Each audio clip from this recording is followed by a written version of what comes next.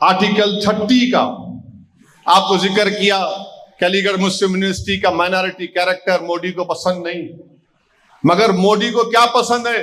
वो यूएई के शेख आए, देखे होंगे आप, कैसा गले मिल रहे, ओ मेरे भाई, हम भाई नहीं है आपके,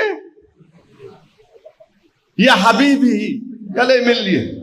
और यहां पर ने एएमयू माइनॉरिटी नहीं है। आखिर क्यों नफरत है बीजेपी को मुसलमानों से इतनी? अरे ये पढ़ेंगे अलीगढ़ मुस्लिम यूनिवर्सिटी में, ग्रेजुएट बनेंगे, पीएचडी बनेंगे, तो किसका फायदा होगा? मुल्क का होगा ना, इस सरजमीन का होगा। अलीगढ़ पहले से एक माइनॉरिटी इंस्टीट्यूशन है और ये अलीगढ़ मुस्लिम यूनिवर्सिटी से बीजेपी की नफरत, ये एएमयू से भी नफरत है और मुसलमानों से भी नफरत। मोदी नहीं चाहते कि मुसलमानों के बेटे और बेटियां तालीम याफ्ता बनकर अपने मुस्तकबिल के फैसले करें। ये पसंद नहीं करते कि आप काबिल और आगे बढ़ते जाएं। इसीलिए आप देखते हैं कि हमारे तरक्की के मौक़ों को बंद करने के लिए पूरी कोशिशें की जा रही हैं। हमारी रियासत तेलंगाना में 81% मुसलमान 14 बैकवर्ड क्लास की कम्युनिटी में आते हैं। तेलंगाना में 81% 88%। फिर सुधीर कमीशन ने यह भी लिखा, क्या लिखा कि मुस्लिम backward class Hindu backward class से पसमानदा है।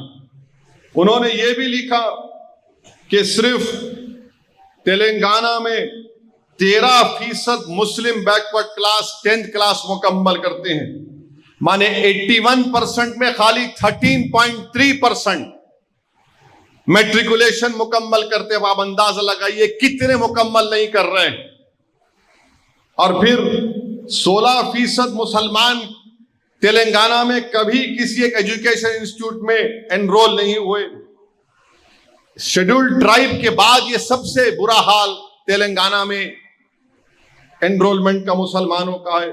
हाईएस्ट ड्रॉप आउट रेट मुसलमानों का है और सबसे बड़ी वजह है गुर्बत।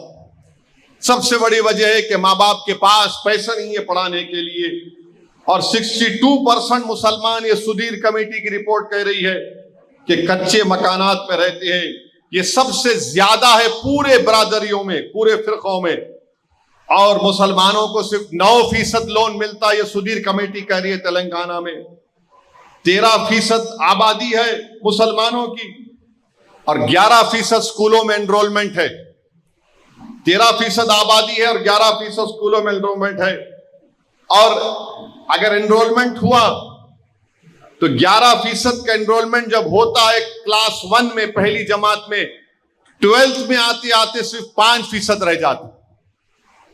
12th में आते आते सिर्फ 5% रह जाते। अब ये कौन जिम्मेदार है इसका, आप बताइए। फिर सेक्रेटेरिएट में जो डिपार्टमेंट जॉब है, सेक्रेटेरिएट में खाली 7.4 है मुसलमानों के और 56, और उसमें से 1.43 गवर्नमेंट एम्प्लॉयज खाली गजेटेड ऑफिसर है और जो बचे हुए 42% है वो नॉन गजेटेड एम्प्लॉयज हैं। तो यहां पर हमारी बेटियां और बेटे बैठे हुए हैं। आपको ये चीज को देखना है।